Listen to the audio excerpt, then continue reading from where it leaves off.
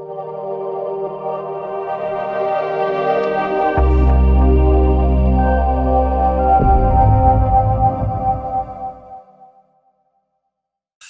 everyone, welcome to SAMA episode 148, a program which invites an expert each week to discuss a topic from their area of expertise.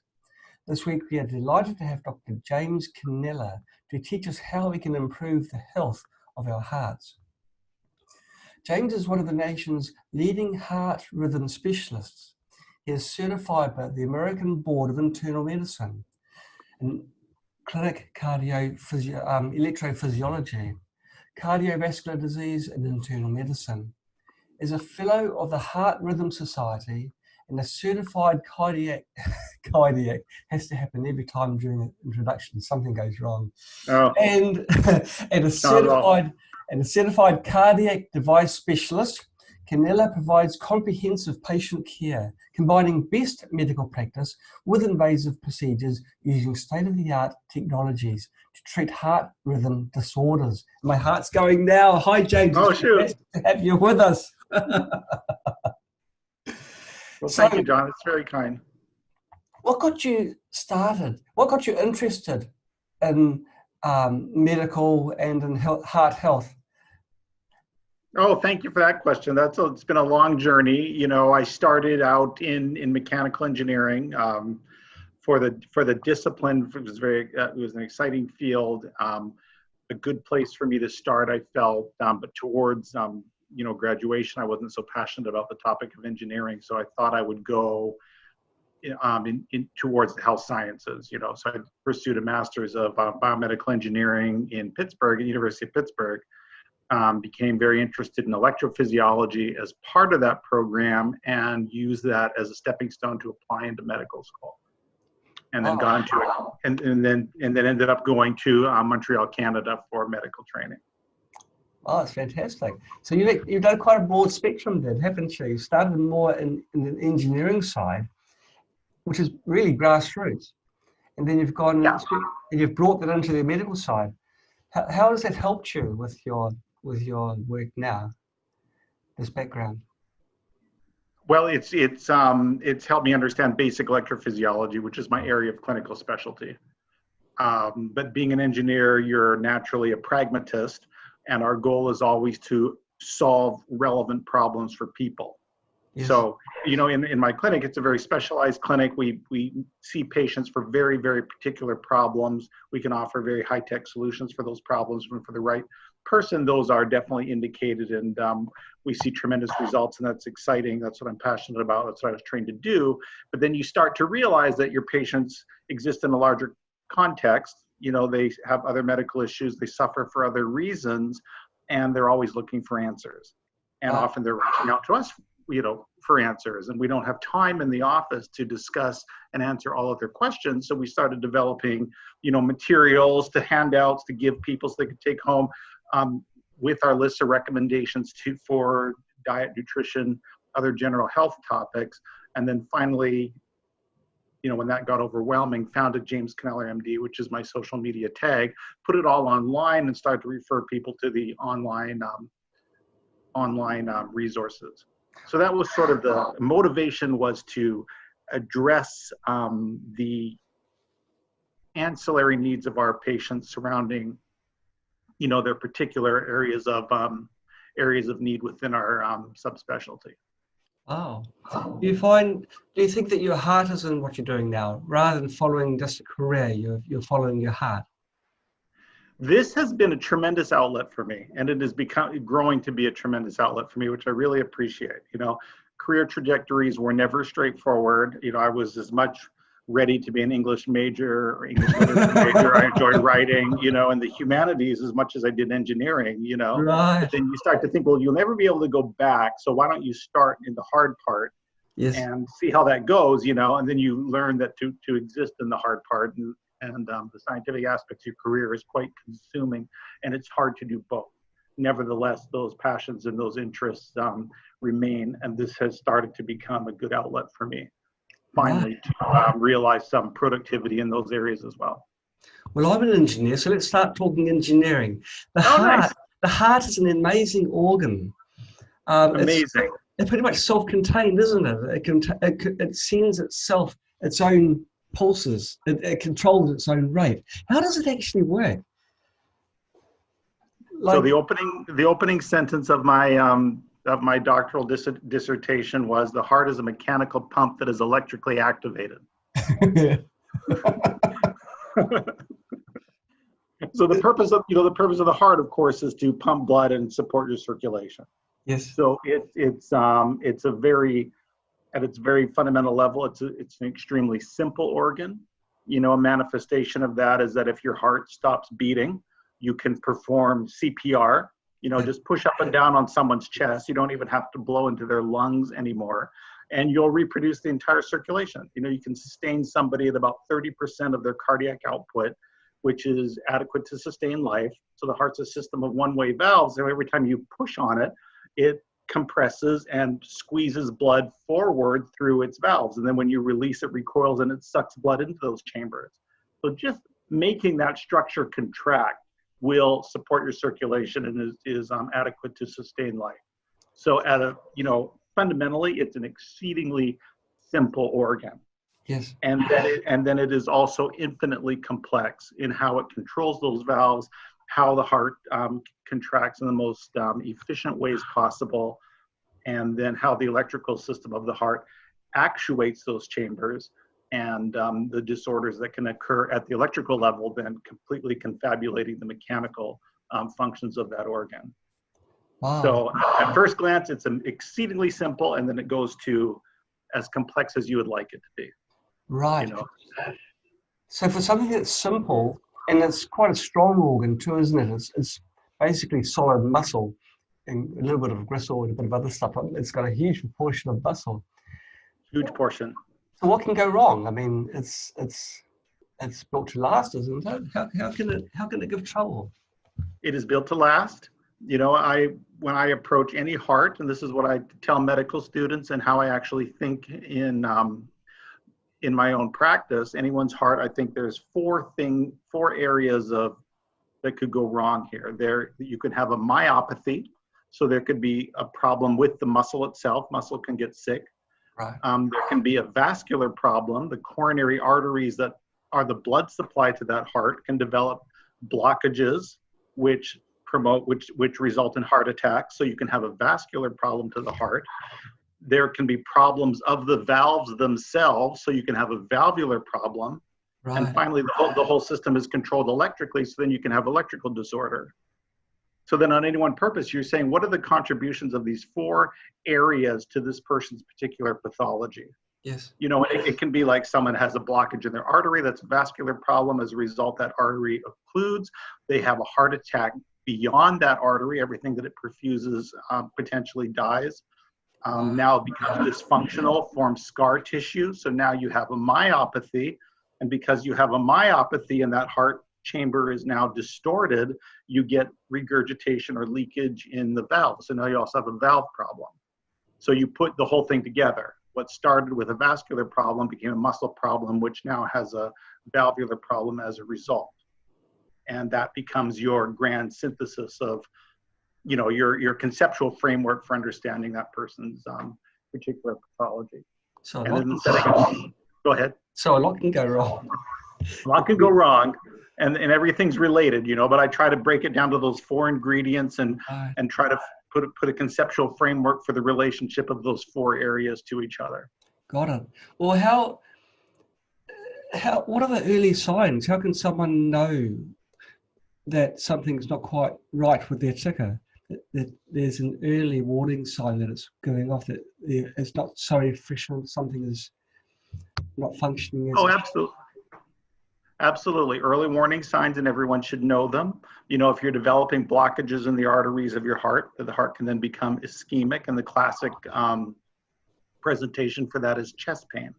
But a particular chest pain, it's usually felt as a heaviness or a squeezing sensation in your chest, often a little more to the left, and that pain pattern can radiate into your left shoulder, your left arm, also to your jaw.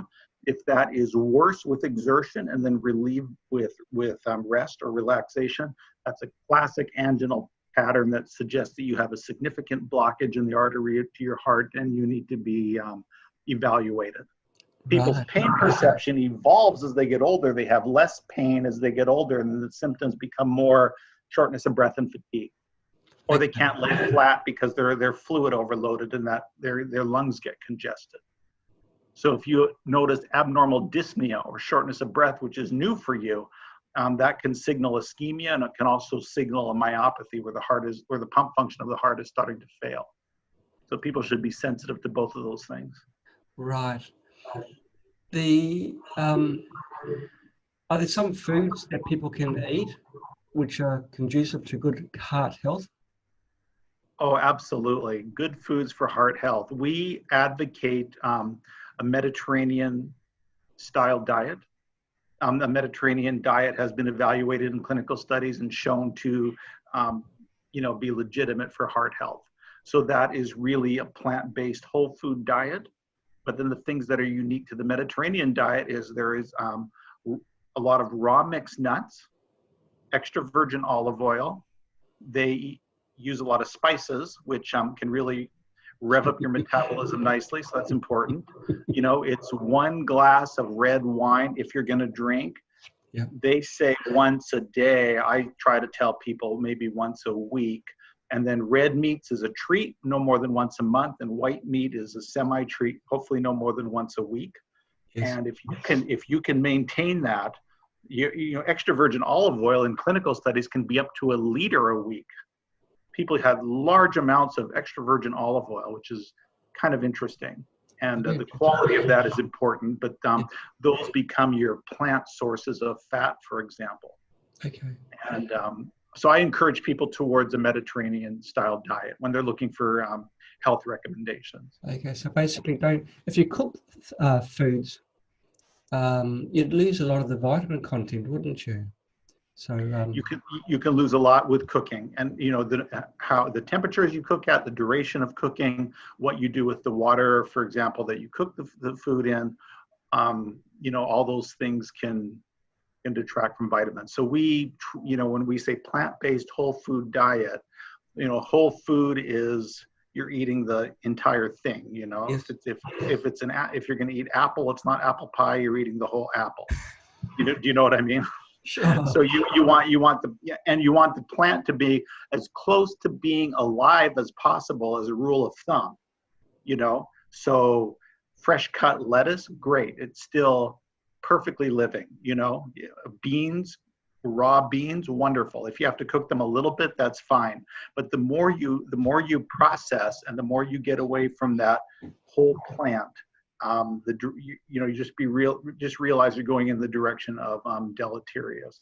The plant-based food diet and stick to the living plant as much as you can, because that living chlorophyll interacts with your body in important ways too that you benefit from. So you don't want to venture too far from that. And then, of course, a dead animal like a steak is the furthest thing you can get from living.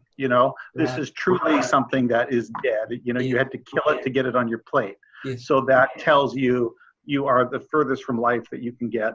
And this is, not a place where you want to spend a lot of time. Okay. And it's interesting to red wine as well. Maybe chase with a couple of shots of whiskey if you don't like red wine. But how does the wine help with your overall health or the health of your heart? How can that help? That's an interesting question. They learned about the Mediterranean diet by observing the Mediterranean. Yes. Off the coast of Italy and some of these very rare exotic cultures where wine is an important part of their culture, and they're growing their own, fermenting their own, drinking their own, yes. But they're doing everything. They're walking large parts of their day. Yes. They're taking time for rest and relaxation, but you can't ignore that the red wine is part of their culture. So then we say, if you're going to choose an alcohol, make it a high quality red wine, okay. And hopefully you'd get significant quantities of, say, resveratrol, which is the beneficial molecule in grapeseed extract or in grapes, for example. That's very healthy, very powerful antioxidant. Yes. But then you have to recognize that there's probably not a lot of resveratrol even in the very good wines. So to think you're getting a lot of resveratrol is a a little bit wishful thinking.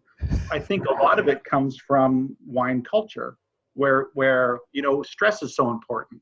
And people who drink wine often really make a point of relaxing and socializing. And those things are so good for you. Right. So good for you. It's very important. I mean, your blood pressure goes down, your cells relax, they can rejuvenate themselves, oxidative stressors go way down. We need to truly relax. And so many people in large cities, I think the United States is probably the most culprit.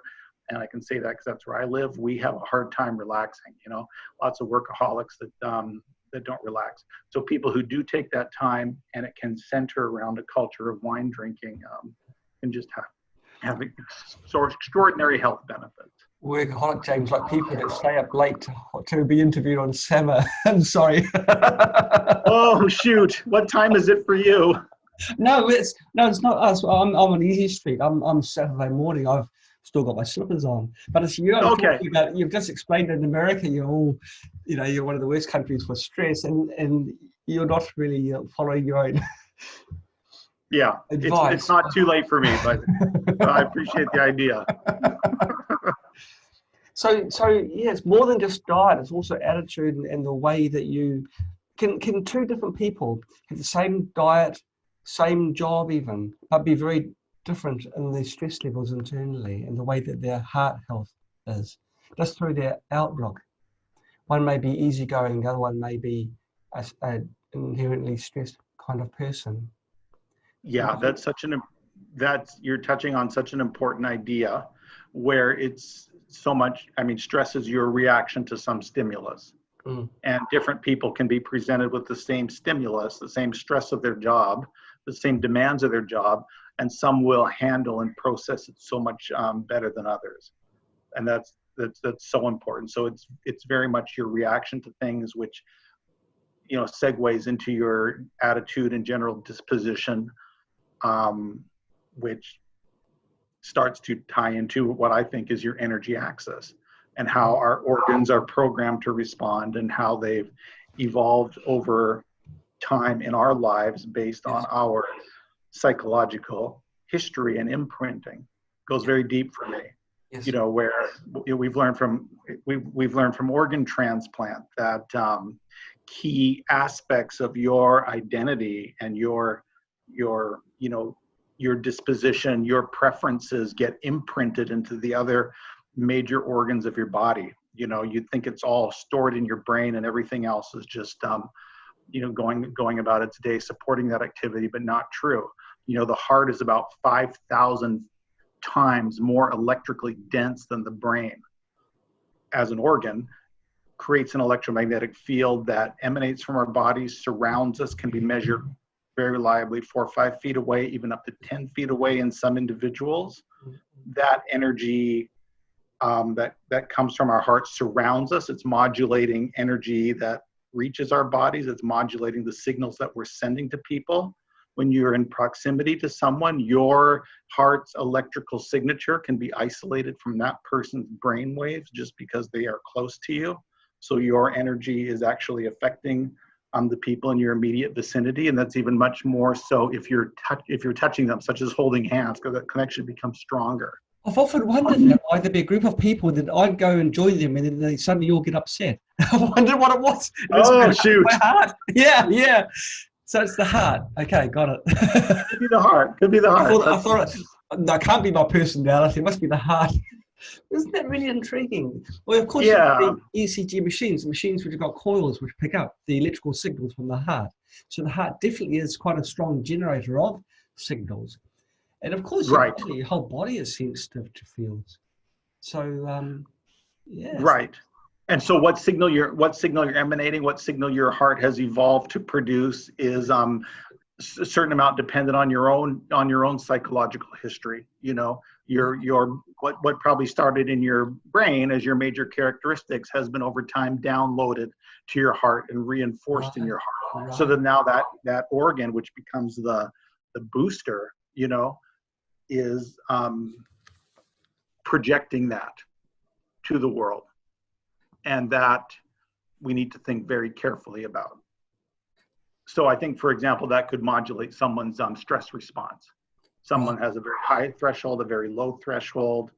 Some people react strongly. Some people take things much more easily. Yeah. Their blood pressure changes. Their blood pressure changes in response to that stress is very different. One will be much more unhealthy than the other. Heart rate variability, for example, gets tied into those signals very carefully. Right.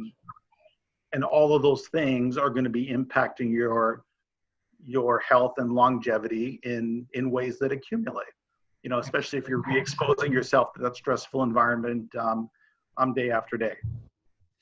So important that we at least learn not to speak negatively to ourselves. You know, we cannot allow ourselves to articulate and particularly verbalize negative information about ourselves and even about our environment. Because when you now not only feel it, but vocalize it, you are amplifying the effects of that mood change tenfold. So important. Did you do psychology? You've done so many fields. I'm just wondering whether I missed one. Psychology, was that one of them? Psychology. It's interesting, and I'm studying. I'm learning as fast as everyone else. You know, I think you're learning fast. But it is an area of interest for me, and I'm getting back to this topic of energy and heart health, and what are all the things that can influence. And so you know, it leads you into these other subject areas like psychology, and we have to consider those things. Right. Heart arrhythmia.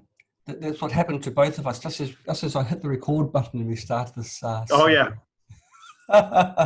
Start to feel the palpitations. The palpitations is sort of the same palpitations you get when you meet your future wife. That sort of thing we're talking about here.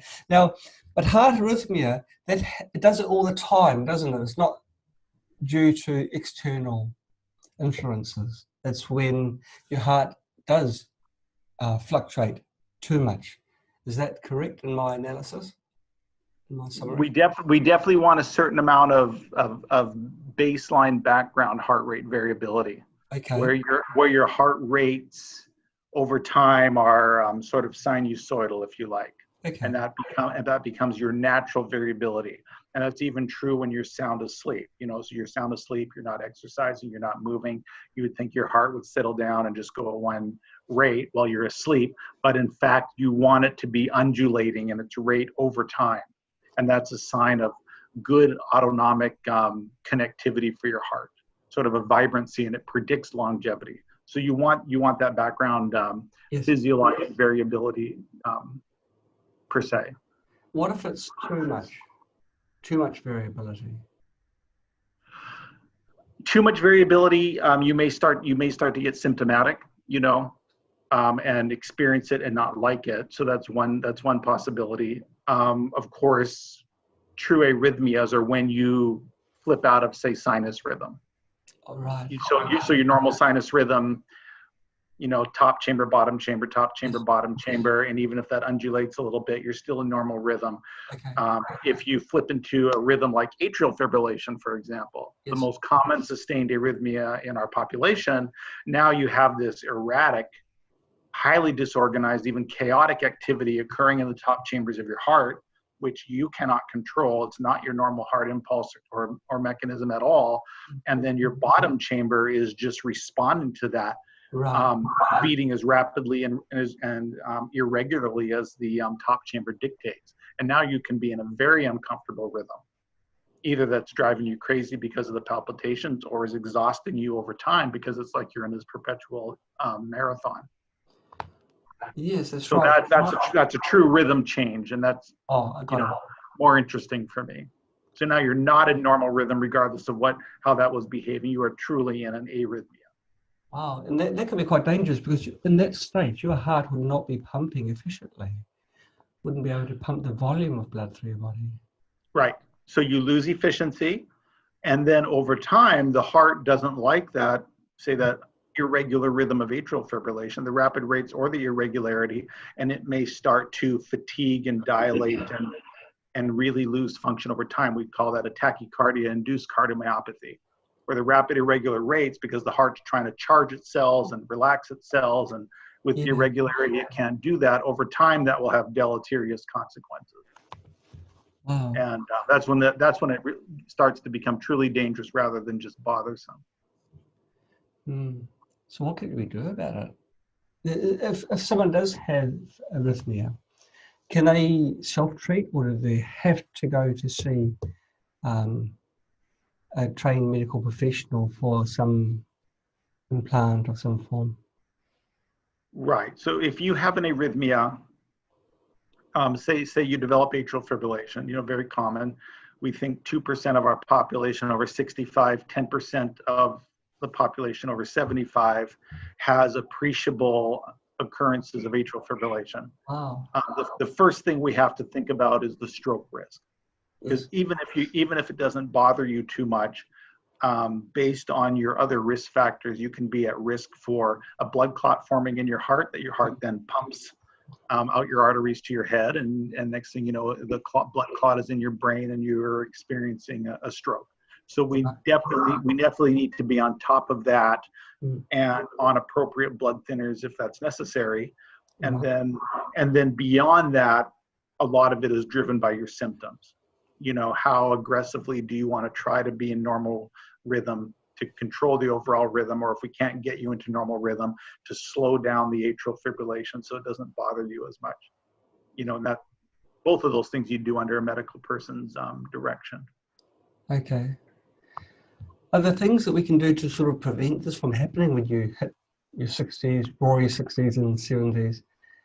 Well, yes, there's lots you can do, and it gets into heart health, and it's another reason, the electrical reason, which is not what people think about a lot, is to be heart healthy. Control your blood pressure. If you have high blood pressure, you do not want excessively high blood pressure. So that is something to absolutely be on top of.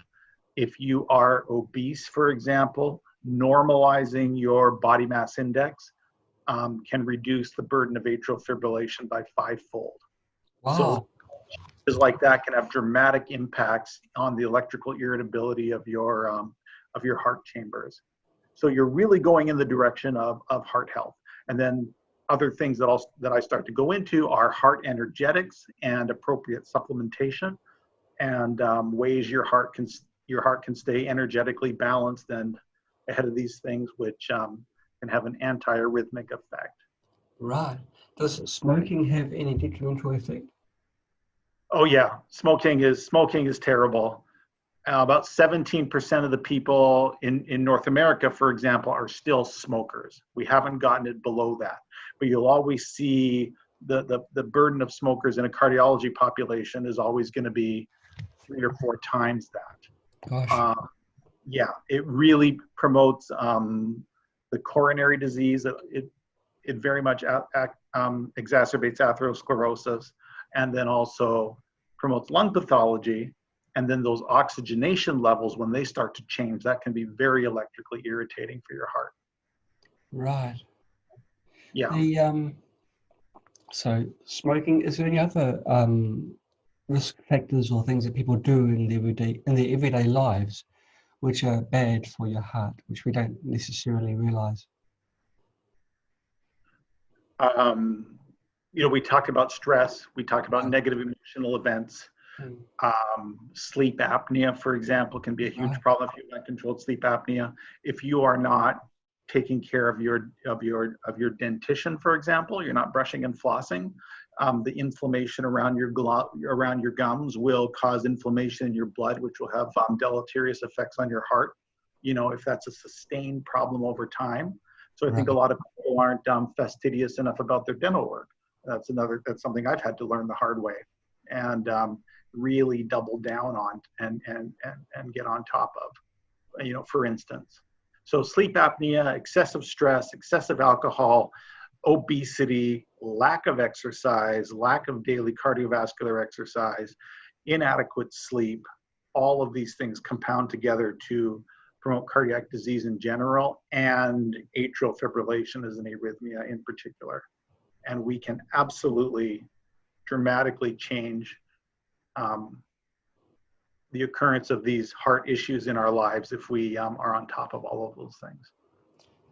This person has written in saying, excuse me, That was me, not him.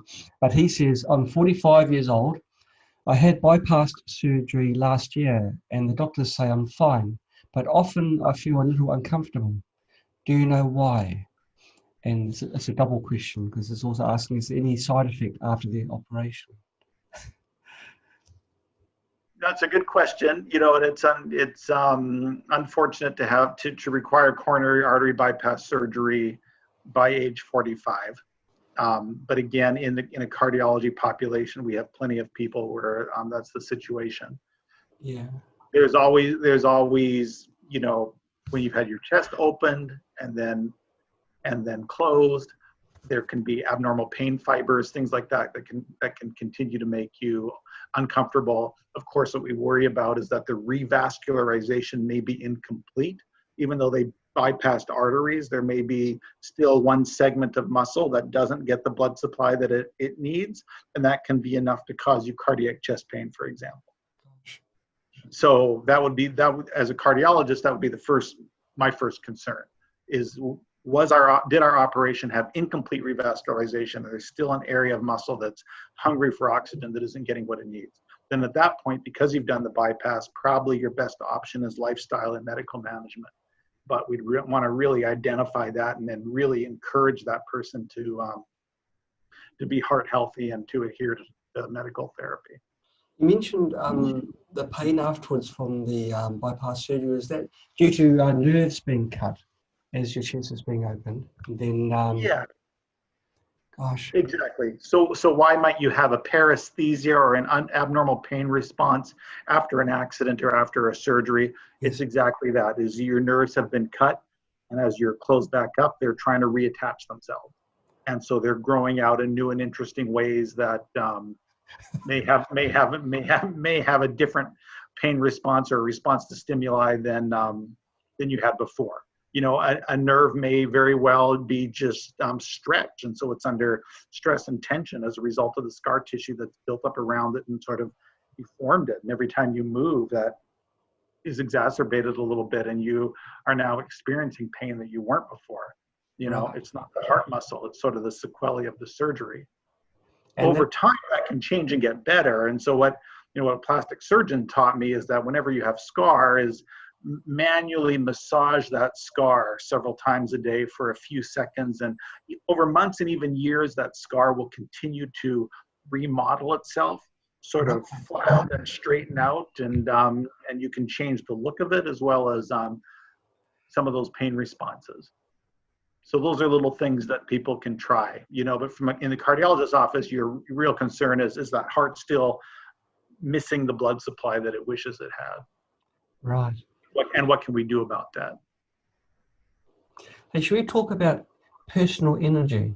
This is something which you talk about. Could you explain this to us, please?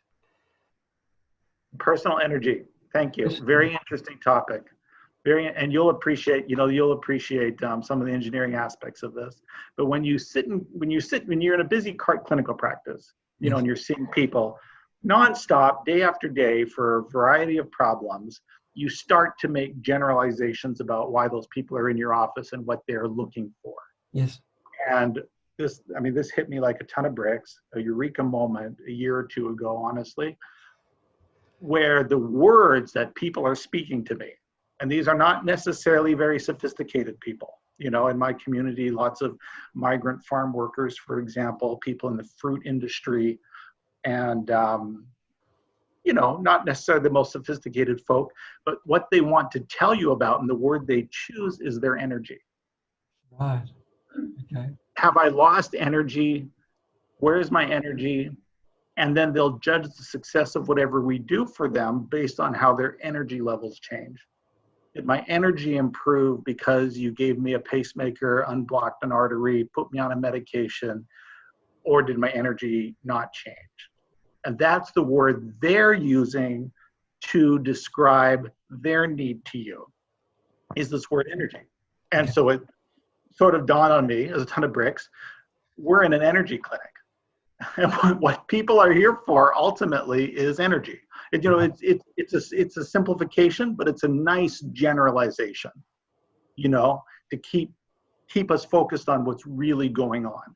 is these people want, the improvements in their quality of life, but they're going to express that to you in terms of energy, which is interesting to you and me who have a physics-based background, because we've all, heard the physics quotes, and we know the status of the universe, that everything is frequency, energy, and vibration. It's energy, and we know that energy is everywhere. And if you take a volume of mass or even air in front of you, that literally contains the energy of an atomic bomb if you could only release it.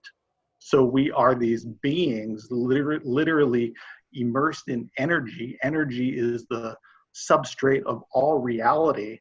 And in this abundance of energy, here is this individual, this microcosm, who can't seem to get enough of that energy, So it's like, how do we improve your experience of energy, which can be very, very personal, but also mechanical and medical to a certain degree. So how are we going to unleash that energy? How are we going to restore energy levels to you? So it becomes a question that also has metaphysical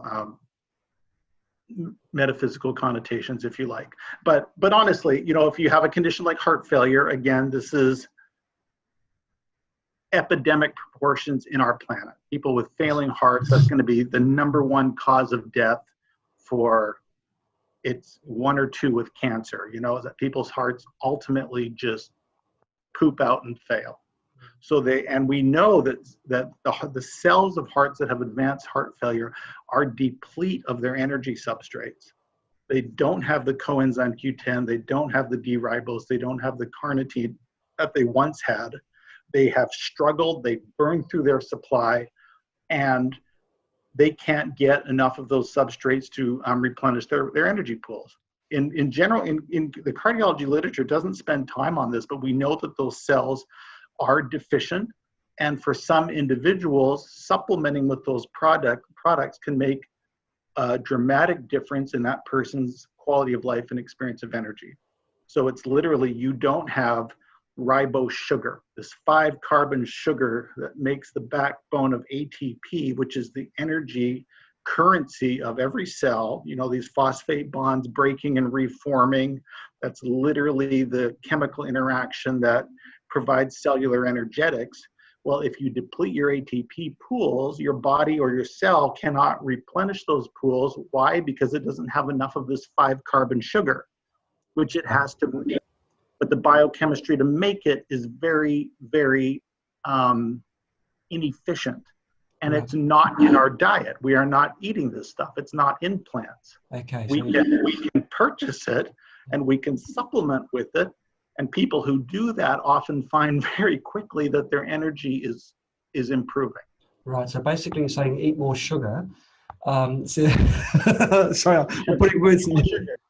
But it's not glucose. Glucose is the sweet sugar that adds calories and makes us obese. Right. Ribose is a 5-carbon sugar. It does not give you calories. So you do not get caloric energy from it.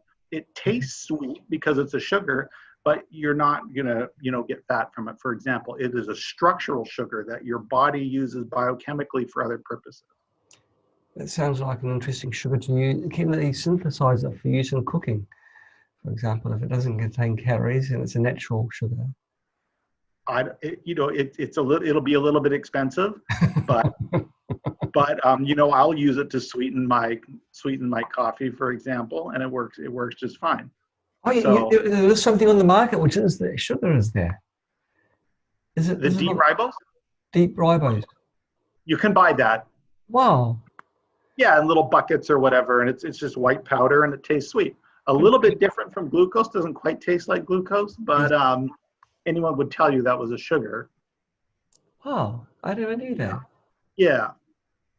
So that becomes an important part of our heart health energy support. I'm quick to offer this to my patients and to encourage them in that direction for those who are motivated and have the means. Not something we prescribe, but it is something that people can purchase and supplement on. And those who really feel the benefit, they're convinced you can't get them off of it. You'll never take it away from them. So it does make a difference. And so that's something at a very fundamental biochemical level that we can do for people to in my profession, help improve their experience of energy. Right. So you've had your eureka moment, something like 2 years ago, and you discovered that you came to realize that people think in terms of energy, their own body's energy, when relating to their health. What change did that make in the way that you applied your knowledge? I know what to look for in my patients. Yes. And what they're asking for. And so when I recommend a therapy to them, I start to think in my own mind, how is this going to change their experience of energy? Because I know that's what they're looking for. So it changes my approach a little bit. And in explaining to people, I will advise them, I think you're going to feel more energy with this pacemaker, for example. And then their eyes light up a little bit more, because that's really what they're looking for. Yes. So it's changed that way for me. And then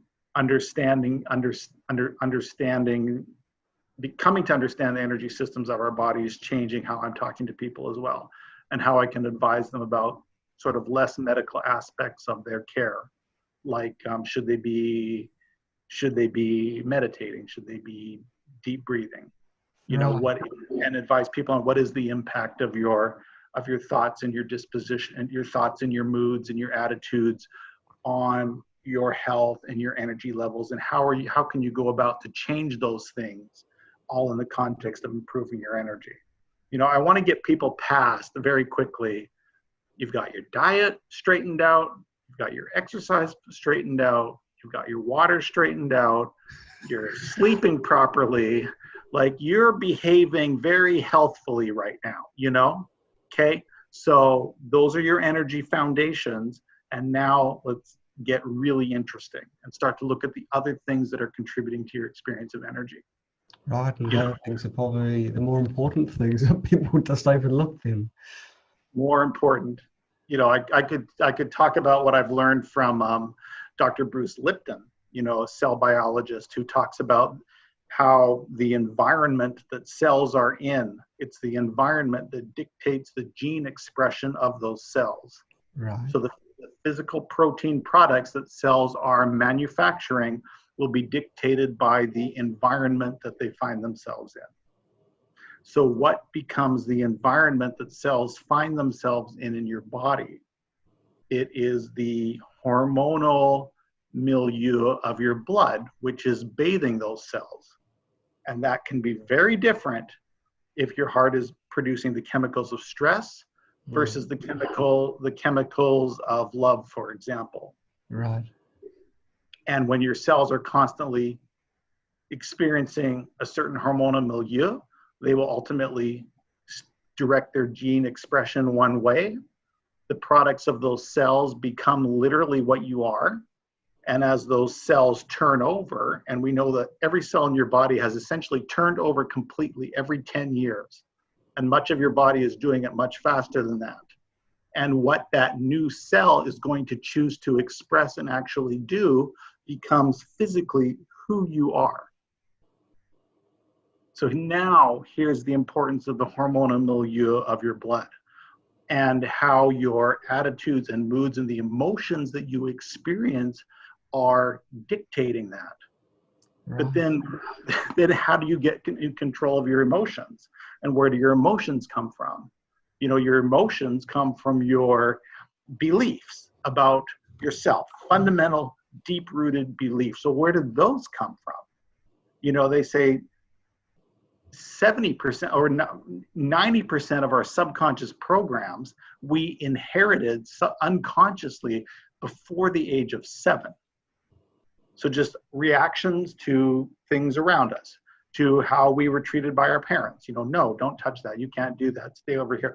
Whatever it was, we made grand conclusions about the nature of the universe, which becomes our fundamental ingrained programming, right, which adults continues to direct so many of our reactions towards the stimulus that we encounter. And we are blind to what that battery of programs even consists of. And how are you going to get in there to edit those things and change them and re-script who you are and who you react, so that your emotions can improve en masse so that the chemical milieu of your cells is more favorable, so that the future version of yourself has changed in a direction that you actually want to evolve. Very wise words. Very wise words. It's hard to do. Most people, I suggest that they'd fail if they try to look back and try to make a real change. But you need techniques. You need to really have a strong. Oh, I don't know what the prerequisites are for to making a change. Actually, I laughed when you said the chemical of love. That's a dangerous chemical, causes no end of trouble. Oh yeah. Oh yeah. But that's another day. That's another day. Powerful, right? Like dynamite. if you want explosive energy, that's something to tap into. But you know, again, for me in the clinic, meeting so many people from so many walks of life, you're like, oh, if I could just shake you and you know, wake up, change, and you're so dogmatic, or you're so stuck in your ways, or you've got this negative attitude. Like, I need to just shift you out of that, and that's hard to do. So for you and for me, you know, I'd like to think, you know, subtle changes, how can we tinker with ourselves? You know, that's one paradigm, and that's all very nice. You know, the people who show up at self-help seminars are already into these techniques on their own. But then in the clinical environment where I find myself, people are not that sophisticated the majority of the time, or many times. They've never thought about these things. It's obvious to you that there is a problem or a block. And, you know, it's those people who I'm in a position to help and want to help. So I want to bring this stuff to their level and start to spoon feed it to these individuals because I believe in the potential for them to benefit. Just going back to the 5-carbon sugar, Carmen Walker, one of our lovely regulars, has asked if you are a diabetic type 2, can the person still take 5-carbon sugars, or is there any bad effects for them? Well, you know, it's a non-caloric sugar. So, you know, so when you measure the glucose levels in your blood, which is what is relevant to diabetes and which insulin is directing your cells to uptake, and then the insulin resistance and the whole 9 yards centers around problems of glucose metabolism. So that's an energy substrate. So a diabetic, for example, could enjoy sweetness if they got that sweetness from a ribose sugar, for example, as opposed from a glucose sugar. So they could perhaps enjoy their cakes and cookies because the sugar in there is ribose, not glucose, and it should not impact on their diabetes. Okay, good. Okay. It's a great question, and I don't know why we don't talk about this more. Oh, let's talk about it more then. Talk about it more, or why the community doesn't talk about it more. Yeah, I know, it is crazy, isn't it? Well, I'll tell you probably why. It's because you've got to follow the money, you know, where you've got sugar's cheap to make. So obviously the mainstay is going to always be sugar, but the alternatives are so expensive. They're expensive. You know, in a jar like this of ribose sugar, you know, $30, $40. Yeah. You know what I mean? So, I mean, and the same bag of sugar would be a couple bucks. So you can't be short-sighted, because part of that $40 per container of that sugar is the savings you'd have from when you have to further down the line have your heart surgery or some other health related. If only we thought in those terms, on those economies of scale. You know, we are so short-sighted, honestly. Yeah. So short-sighted, because that's absolutely true. And what that heart surgery will mean to your finances, to your longevity, it's stupendous. Well, the longevity, but also quality of life. If you've got some hardware inside you which is impeding natural movement or impeding stopping you from doing what you want to do, which is go out and do something energetic, you've got to wet nurse something inside you. Your quality of life goes down. Your enjoyment goes down. Oh, sorry, am I talking too quickly? Your quality of life. I couldn't agree with you more. I couldn't agree with you more. You don't want those things to happen to you. And you want to be proactive up front and make the investment up front, so you are not finding yourself in those health situations if it is at all avoidable.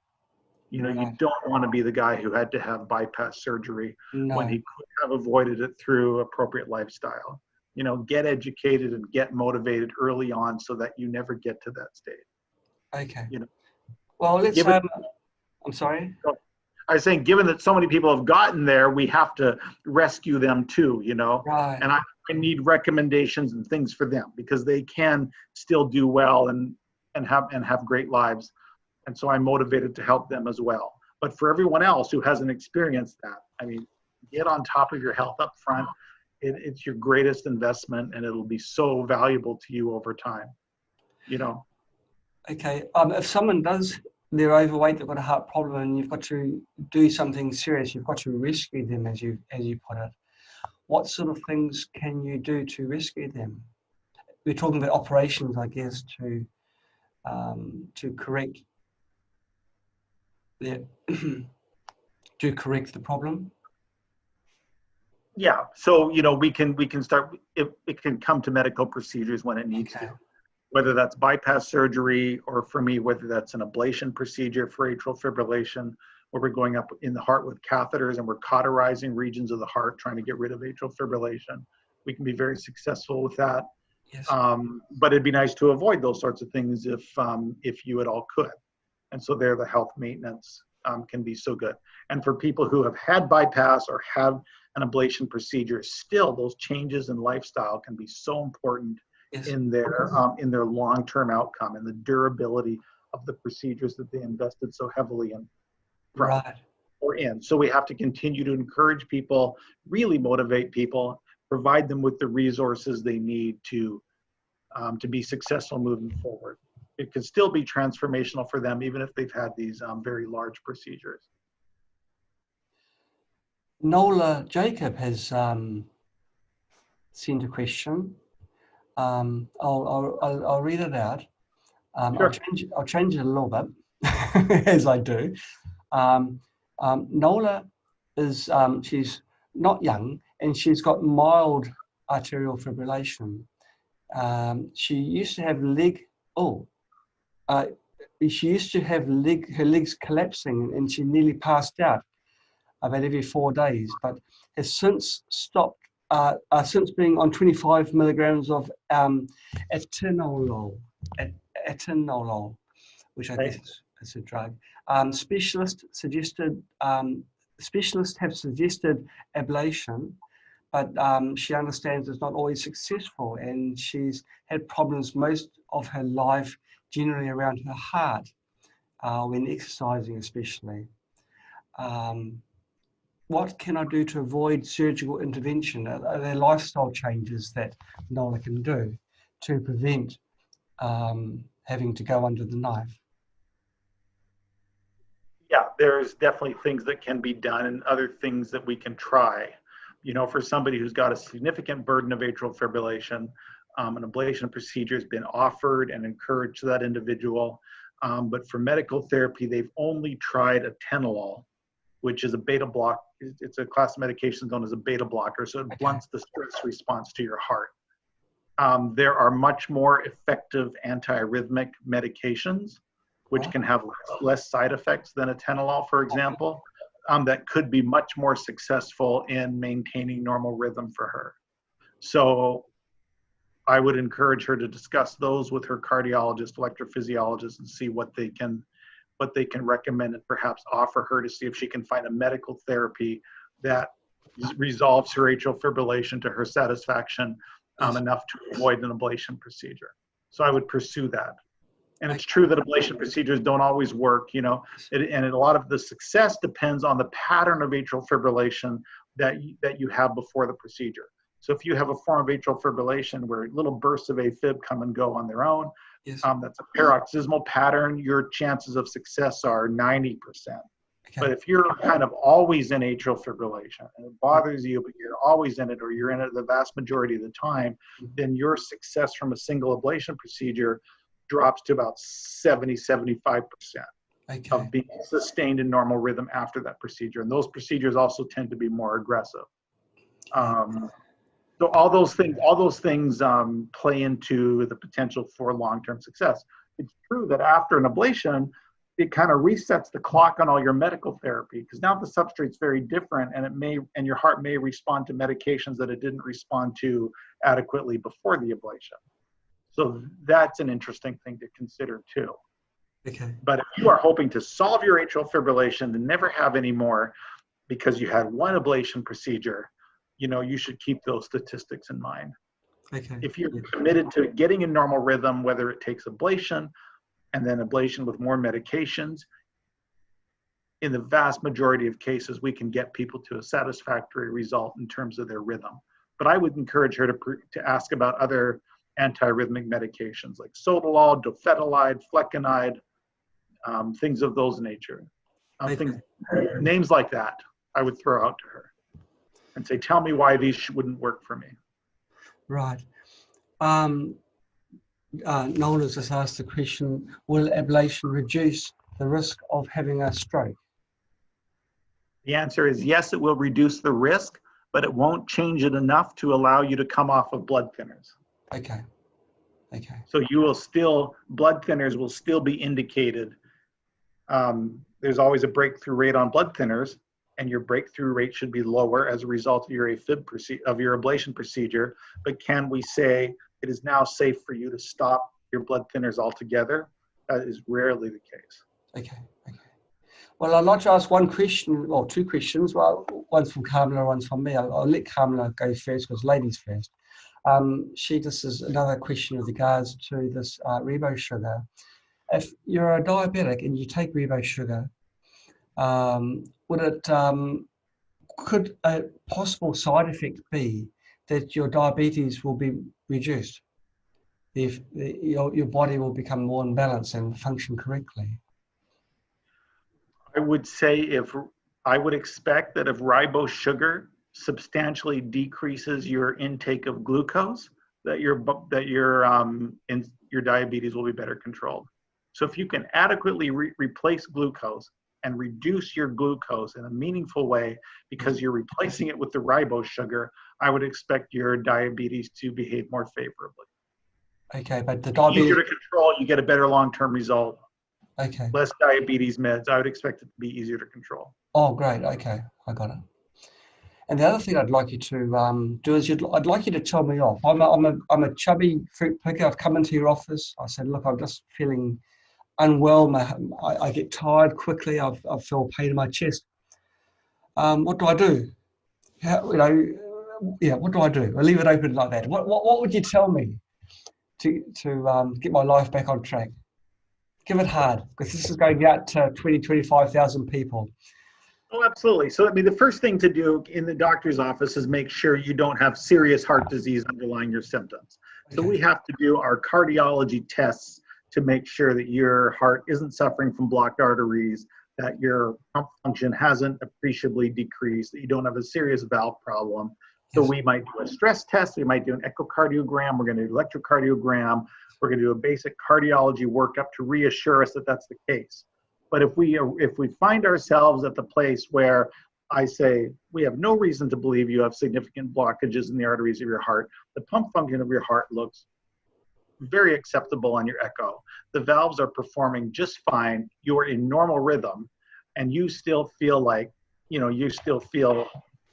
crap, now all we have to work on is lifestyle, and that's where we're going to dive into diet reform, routine good exercise routine. Are you overstressing yourself out there in the field? Are you just carrying around too much, or are you having toxic exposures to pesticides or things of that nature that could be degrading your energy levels?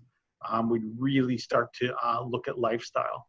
And if that person was so motivated, I'd want them on a personalized supplement regimen.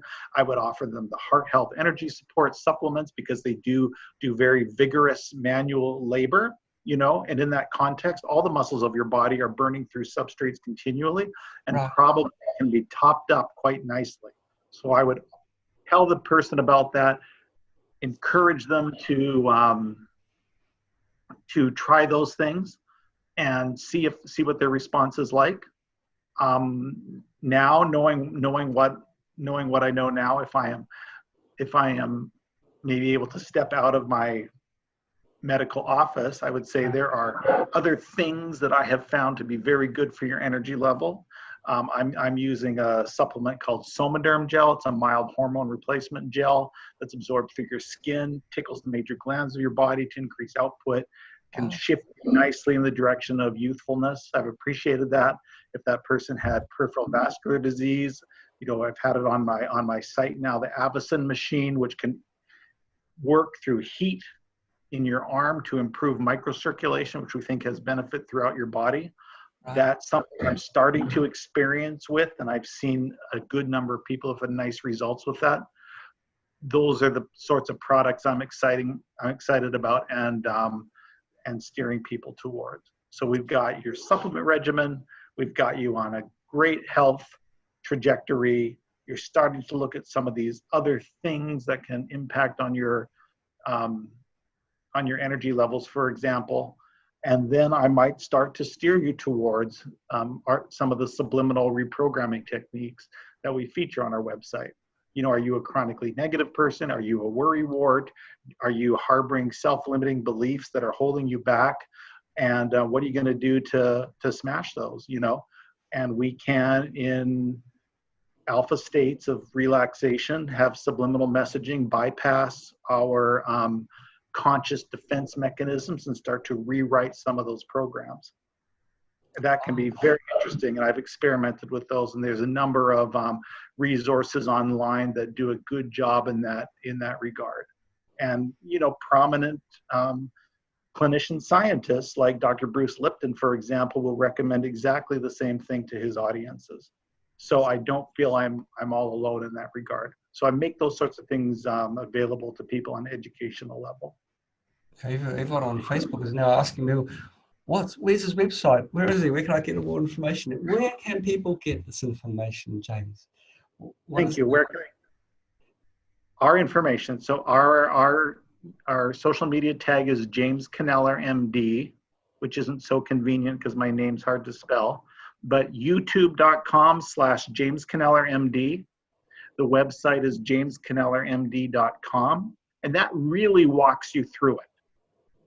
Energy foundations, water therapy, building energy, energy mastery. It'll lead you through all of these techniques, really educate you about what's going on, offer the appropriate resources, help you make the right decisions.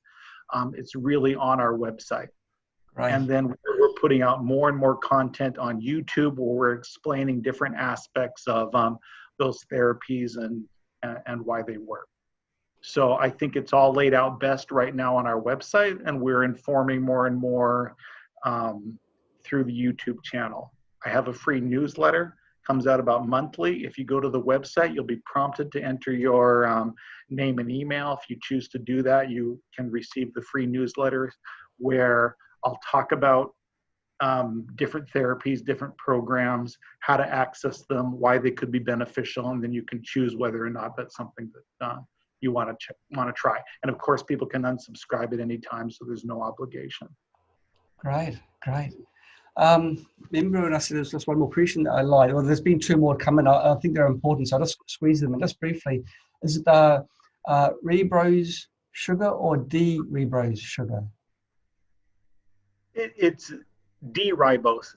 So capital D-ribose will be the way to find it. No, it's really the same thing. Okay, that's got Kamala off my back. Now I've got Zoe. Zoe Love. What a lovely surname. She says, my dad had quadruple bypass after a small heart attack 6 weeks ago. He's now on aspirin and Cledo. Why do they always give drug names? Incredibly long names that mean absolutely nothing. Why don't they just call it something simple like poison 1, poison 2? But anyway, clopidogrel. Can you go back on fish oil whilst on these blood thinners? The question is, can you go back on fish oil while you're on blood thinners? Yes. You know, that's a substantial blood thinner regimen, and we have to think that fish oils will have the effect of thinning your blood a little bit more. Okay. So you have to be aware that you might have an increased bleed risk as a result of being on the fish oil. So that's the thing to be aware of. Okay. But notice no doctor is telling you not to eat salmon every day. You know, where you could get that same amount of fish oil through your diet. Right. So I do not discourage anyone. I tend to encourage people to continue on fish oil supplements, even in those contexts, because I think the effect is very, very small, but I kind of advise them that there's a risk. Okay, great. Now, I'll let you have the last word. What single piece of advice would you like to give our viewers today with regards to heart health? A single piece of advice regarding heart health. That's this is the gem that you sort of put on the cake, or the cherry on the top of the cake.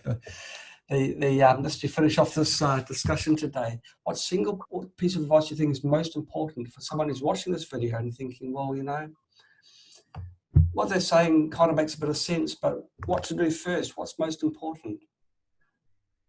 What's most important? So your heart is a wonderful organ. You're so fortunate to have one. There's so much potential. There's so much to unleash and unpack with your heart. Guard your heart health, number one. It will impact and ripple through every aspect of your life in such important ways. If the one top recommendation I would say is a plant-based whole food diet, then I would say moderate exercise. You know, American Heart Association, 150 minutes of low intensity activity like walking per week. So 30 minutes, 5 days a week of just strolling down the street is wonderful for your heart. 75 minutes of high intensity exercise like jogging. Try to lift little weights, 2-3 pounds, 4 or 5 pounds. A little bit of resistance training is so phenomenal. If I know you're on a plant-based whole food diet and I know you are exercising, even in those very low intensity ways, I'm going to feel very good about your heart health. Right, fantastic advice. Thank you so much for giving us your time, your expertise, and your very, very valuable advice on health. We've meandered a little bit in fantastic directions, but we've focused mainly on the heart. It's been some of the things which you've covered was quite new to me, I guess to many of our viewers as well. It's lovely to talk to someone who takes an overall view of an issue, a health problem. In your case, we've been discussing the heart, and we've talked about other things, personality traits, stress. Well, MDs don't normally think in terms of that. They put out the fire, but they didn't really think how the fire started, or they can't see the smouldering before the fire ignites. But it seems like you're naturally the sort of person who wants to know more. Why did it start? How can we prevent it from starting in other people? And how can we best take care of people rather than just take the orthodox approach? So I really appreciate the time that you've gifted to us today to teach us and make us more knowledgeable about our own bodies and our own health. Now, I do encourage our viewers to visit James on one of his websites. It sounds like he's poured his heart into making sure that our hearts are healthy. James, thank you so much for your time. Thank you for coming on to our show. Thank you, John. Thanks very much. And for all you do through your wonderful interviews. The world's a better place. Well, that's arguable. Well, a lot of people have got a high level of tolerance and they watch these videos, don't they? Thank you everyone for watching this episode of SAMA. It's been fantastic having you with us. Okay, take care, keep passing love forwards, and you heard it from James. Try and go for a plant-based diet. Try and stop taking lives. Taking lives is not good. Take care, everybody. Bye-bye. Absolutely. Goodbye. Thank you. Well, thanks, James. That was very, very enjoyable. I really appreciated you to put this time into this interview. Sure. Some of the things were really surprising. Really intrigued me also this CPR. Now you're saying you don't have to breathe when you're doing CPR. Just do the chest compressions. Right. And I guess the compressions themselves gives a small amount of air movement through your lungs. Yeah.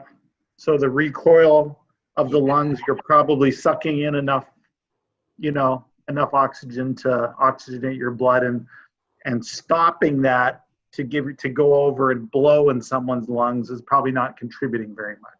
Right. So better just a continuous CPR. Don't interrupt it, especially if you're just one person.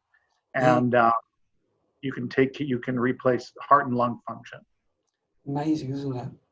I think it's everyone, if you're still watching me, Rambo and James, go for a course, learn how to do CPR, cardiopulmonary resuscitation. So one day you may save the life of somebody. Now, the side of putting infinite number of blessings into your own life, it also gives blessings into the person's life. It gives them an extension on their life. So they can see people like James here, and he can make sure that their quality of life is restored 100%. But CPR is very, very important. It's a life skill. Truly is a life skill. So I really recommend people to do that. Okay, well, I'm going to go and have breakfast, finish off another one of my little, it's not what it looks like. Oh, yeah. That's good. That's good. Looks like coffee. It is. It's kefir. I make my own kefir. And I find that the more, I almost lost it. It almost died on me about a month ago. And I realized that it was because I was doing it too quickly. I wasn't pouring the love into it each time I changed it. So I gave it my full attention for a couple of weeks, and now it's gone back to its beautiful, sweet self again. But that's an aside. Okay. Well, you Awesome. take care, James. Have a great evening. And you too. Thanks for having me, John. Thanks for looking me up and having me. I really appreciate it. Okay, you take care. Bye-bye. All the best. All the best. Good night.